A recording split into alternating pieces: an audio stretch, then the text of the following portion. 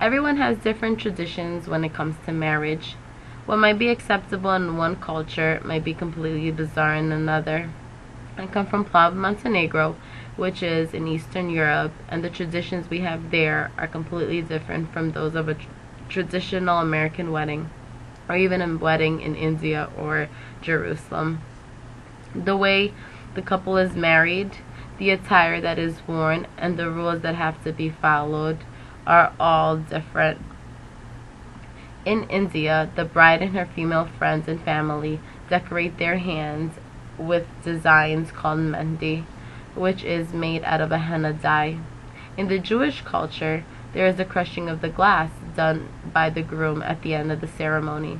The breaking of the glass symbolizes the destruction of the great temple of Jerusalem. Once the bride is taken to the groom's house in my culture, she is welcomed by the groom's family and by a bowl of water and sugar, which she uses to leave her fingerprints on the frame of the doorway, which symbolizes her addition to the family. This is something that is very different from these three other cultures. Before the bride can get married, there are certain things that she has to do. The groom first has to ask permission from the girl's father. He must come with his father and ask for the bride's hand in marriage.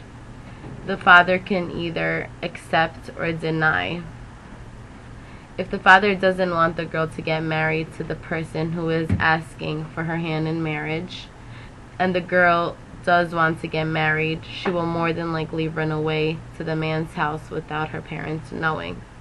If the girl runs away, her family won't talk to her for a certain amount of time. After the girl's family has accepted her marriage, there is a party thrown for the two families to come together and celebrate.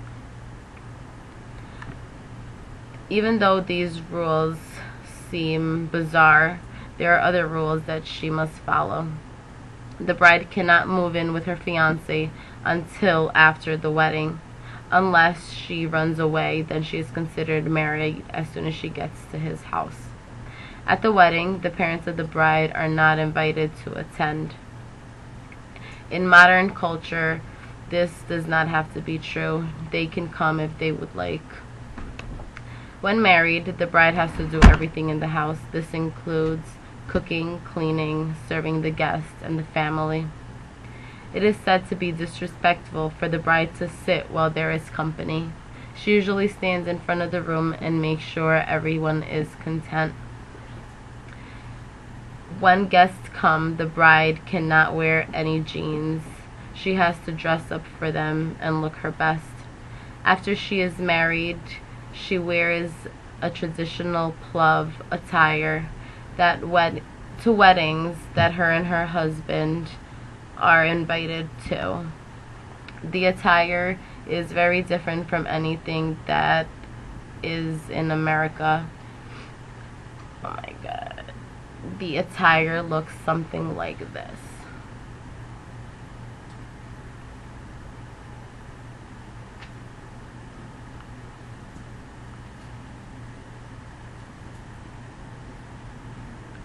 The lady on the right is a newlywed, so she is wearing the headpiece with the gold and the white bottom. I don't even know what it's called. Becoming a bride in Montenegro comes with a lot of responsibility. The girl's life changes dramatically. All of the rules apply until you give birth to your first child. Then you aren't considered a newlywed, and the rules become a little less strict. Even though all of these traditions seem weird, they are very normal in Montenegro, and every girl has to go through them.